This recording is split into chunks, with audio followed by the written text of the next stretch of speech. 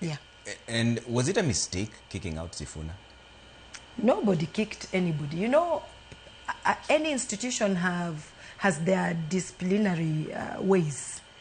It was a way of disciplining him, because if you are an SG of any party, you must echo or represent or be the spokesperson of the party.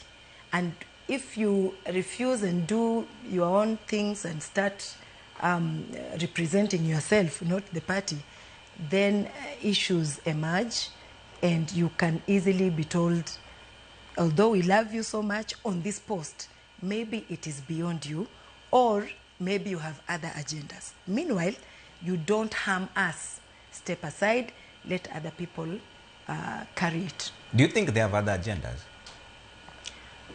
In my own opinion, yes. And what is that agenda?